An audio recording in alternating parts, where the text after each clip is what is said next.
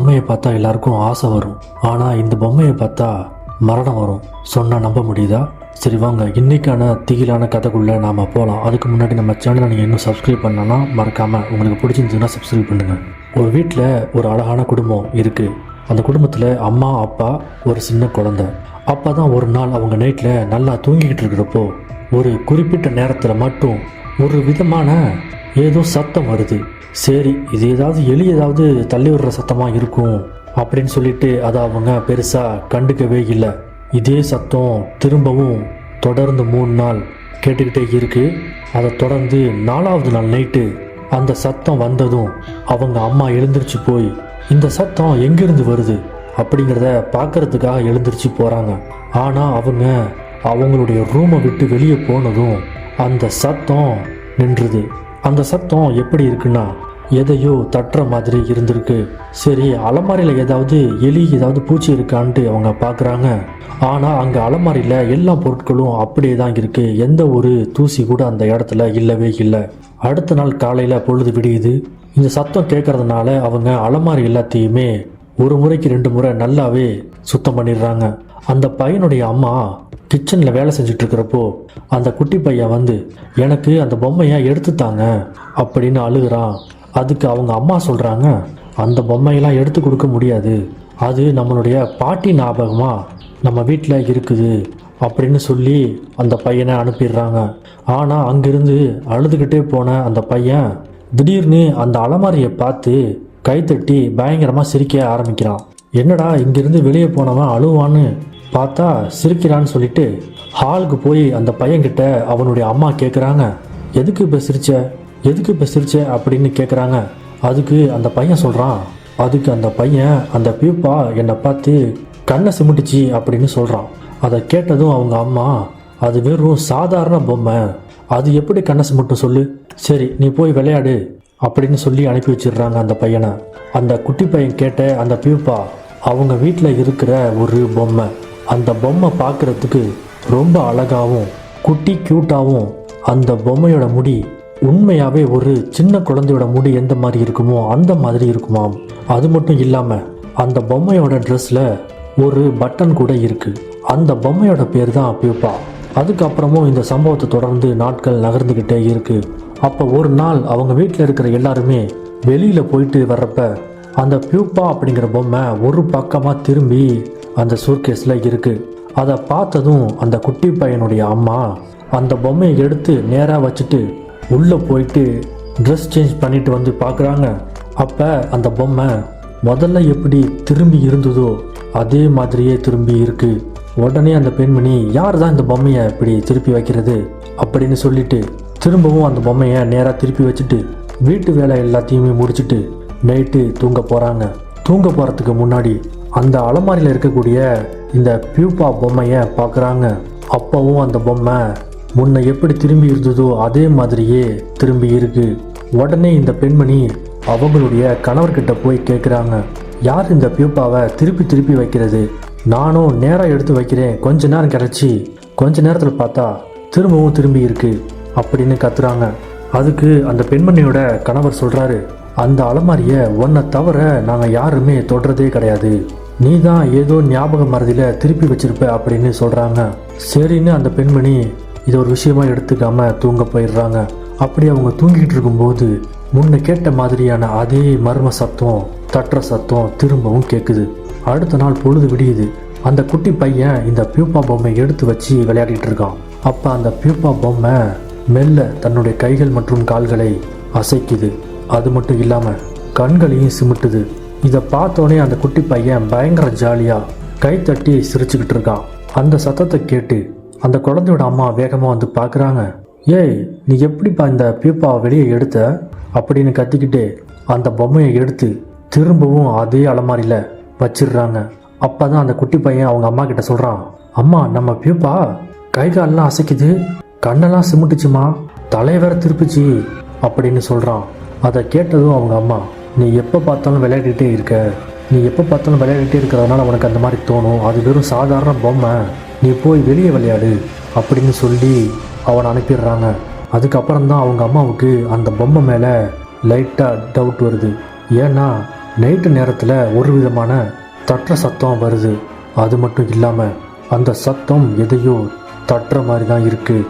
இந்த பொம்மையும் அடிக்கடி தலையை திருப்புறதாகவும் கைகால் அசைக்கிறதாகவும் கண்ணை சிமிட்டுறதாகவும் நம்ம பையன் சொல்கிறான். இந்த பொம்மையும் அலமாரிக்குள்ளே தான் இருக்குது அப்படின்னு சந்தேகப்பட்டு அந்த பொம்மையை வாட்ச் பண்ண ஆரம்பிக்கிறாங்க. அப்போ தான் அடுத்த நாள் காலையில் வேலை பார்க்குறப்போ அந்த பொம்மையை நேராக திருப்பி வச்சுட்டு அவங்க வேலையை பார்த்துக்கிட்டே இருக்காங்க. ஆனால் பயம் சந்தேகம் காரணமாக அப்பப்போ அந்த பொம்மையை எட்டி பார்த்துக்கிட்டே இருக்காங்க. ஆனால் அந்த பொம்மை காலையில் இருந்து சாயந்தரம் வரைக்கும் எந்த ஒரு அசைவுகளும் இல்லாமல் அந்த பெண்மணி வச்ச மாதிரியே இருக்குது. அப்போ தான் அந்த பெண்மணி, நம்ம பியூப்பாவை போய் சந்தேகப்பட்டோமே, அது சாதாரண வெறும் பொம்மை தான் அப்படின்னு நினச்சிட்டு நைட்டு இருக்கக்கூடிய எல்லா வேலையும் முடிச்சுட்டு லைட் எல்லாத்தையும் ஆஃப் பண்ணிவிட்டு தூங்க போகிறப்ப சரி இந்த பியூப்பா இப்போ என்ன பண்ணுதுன்னு பார்க்கலான்னு சொல்லிட்டு மெல்ல அந்த பியூப்பா பொம்மையை திரும்பி பார்க்குறாங்க. அந்த பியூப்பா பொம்மை இந்த பெண்மணியை பார்த்து திரும்பி உக்காந்துருக்கு. உடனே இந்த பெண்மணி வேகமாக போய் அவங்க கணவர்கிட்ட சொல்கிறாங்க, எங்க நம்ம பையன் பியூப்பா பொம்மை கையெல்லாம் அசைக்குது அப்படின்னு சொன்னதுனால நான் இன்னைக்கு ஃபுல்லாக அந்த பொம்மையை தான் கவனிச்சுக்கிட்டே இருந்தேன். ஆனால் பகல் ஃபுல்லாக அது எந்த விதமான செய்கைகளும் பண்ணவே இல்லை, நார்மலாக தான் இருந்துச்சு. ஆனால் இப்போ நான் லைட்டை ஆஃப் பண்ணிட்டு திரும்பி பார்க்குறேன், அந்த பியூப்பா பொம்மை நான் வச்ச மாதிரி இல்லாமல் திரும்பி இருக்கு அப்படின்னு சொல்கிறாங்க. உடனே அந்த பெண்மணியோட கணவர் அந்த விஷயத்தை நம்ப மறுக்கிறாங்க. சரி ஓகே, நாளைக்கு அந்த பொம்மையை நானும் வாட்ச் பண்ணுறேன், ஒருவேளை அந்த பொம்மையில் ஏதாவது ப்ராப்ளம் இருந்துச்சுன்னா அதுக்கப்புறம் அதை பார்த்துக்கலாம் அப்படின்னு சொல்லிட்டு நைட்டு தூங்கிடுறாங்க. அடுத்த நாள் காலையில் பொழுது விடியுது. அப்போது அந்த பெண்மணியோட கணவர் அந்த பியூப்பாவை பார்த்துக்கிட்டே இருக்காரு.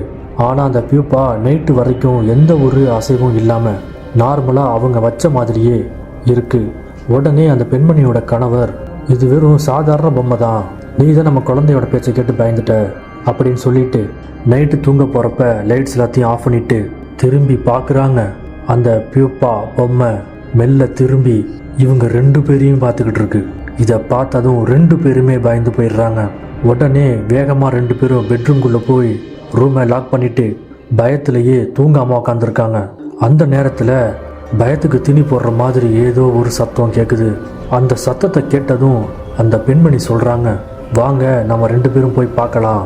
அந்த சத்தம் எங்கேருந்து வருதுன்னு அதை பார்க்க எழுந்திரிச்சு போகிறாங்க. இவங்க 2 பேரும் ரூமை விட்டு வெளியே போனதும் அந்த சத்தம் ஸ்டாப் ஆயிடுது.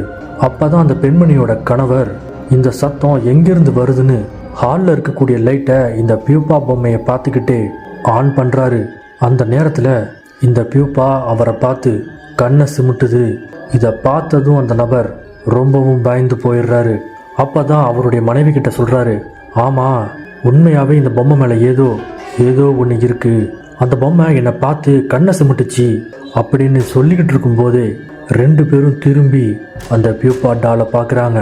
அப்போவும் அந்த பொம்மை இவங்க 2 பேரையும் பார்த்து கண்ணை சிமிட்டுது. அதை பார்த்துட்டு 2 பேரும் அதிர்ந்து போய் நிற்கிறப்ப அவங்க வீட்டில் வேற யாரோ நடக்கிற மாதிரியான சத்தங்களும் கேட்க ஆரம்பிக்குது. அப்போ இவங்க 2 பேருமே பயத்தின் காரணமாக எங்கேயும் நகராமல் ஒரே இடத்துல நிற்கிறாங்க. யார் நடந்து வரான்னு தெரியாமல் நிற்கிறப்போ அந்த பெண்மணியோட கைகளை வந்து யாரோ தொடுறாங்க. உடனே 2 பேரும் பயத்தில் கத்திடுறாங்க. அதுக்கப்புறம் திரும்பி பார்த்தா அவங்களுடைய குட்டி பையன்தான் அவங்க அம்மா அப்பாவை காணும்னு சொல்லிட்டு தேடி வந்திருக்கான். அந்த நேரத்தில் அந்த பியூப்பா பொம்மை அதனுடைய கைகளை மெல்ல தூக்குது. இதை பார்த்துட்டு அந்த குட்டி பையன் அவங்க அப்பா கிட்ட சொல்கிறான், அப்பா நான் முன்னாடியே அம்மா கிட்ட சொன்னேன், இந்த பொம்மை கை காலெல்லாம் ஆட்டும், கண்ணெல்லாம் சிமிட்டும், தலையெல்லாம் திருப்பும் அப்படின்னு சொன்னேன். ஆனால் அம்மா தான் நம்பவே இல்லை நான் சொன்ன விஷயம் எதையுமே அப்படின்னு சொல்லிக்கிட்டு அந்த பொம்மை பக்கத்தில் இந்த பையன் போகிறான். உடனே அவங்க அப்பா, இல்லை நீ அந்த பொம்மை கிட்டலாம் போகக்கூடாது, வா நம்ம ரூமுக்குள்ளே போகலாம் அப்படின்னு சொல்லிட்டு அந்த பையனை கூட்டிகிட்டு அவங்க ரூமுக்குள்ளே போயிடுறாங்க. அதுக்கப்புறம் அந்த நைட்டு ஃபுல்லாக அந்த பொம்மை அந்த அலமாரியோட கதவுகளை தட்டிக்கிட்டே இருக்கு. கணவன் மனைவி 2 பேரும் மறுநாள் காலையில் அங்கே இருக்கக்கூடிய பேரநார்மல் ஆராய்ச்சியாளர்கள்ட்ட ஃபாதர்ஸ் எல்லார்கிட்டையும் போய் இங்கே நடந்த எல்லா விஷயங்களையும் போய் சொல்கிறாங்க. அப்போ ஃபாதர் சொல்கிறாரு, நீங்கள் சொல்கிறது எல்லாம் சரிதான், ஆனால் நமக்கு ஆதாரம் வேணும் அப்படின்னு சொல்கிறாரு. சரின்னு சொல்லிட்டு பேரநார்மல் ரிசர்ச்சர்ஸ் அவங்க வீட்டுக்கு போய் அந்த பியூப்பா பொம்மைக்கு ஆப்போசிட்டில் ஒரு கேமராவை ஃபிக்ஸ் பண்ணுறாங்க. ஒரு நாள் ஃபுல்லாக அந்த கேமரா அங்கேயே தான் இருந்திருக்கு. அடுத்த நாள் அவங்க வந்து அந்த கேமராவை எடுத்து அதில் பதிவு செய்யப்பட்ட வீடியோஸ் எல்லாத்தையும் பார்க்குறாங்க. அந்த பியூப்பா டால் மெல்ல அதோடைய தலையை திருப்புது, கை கால்களை அசைக்கிறது, கண்ணை சிமிட்டுறது, அப்படி இப்படின்னு இது எல்லாமே அந்த கேமராவில் பதிவாயிருக்கு.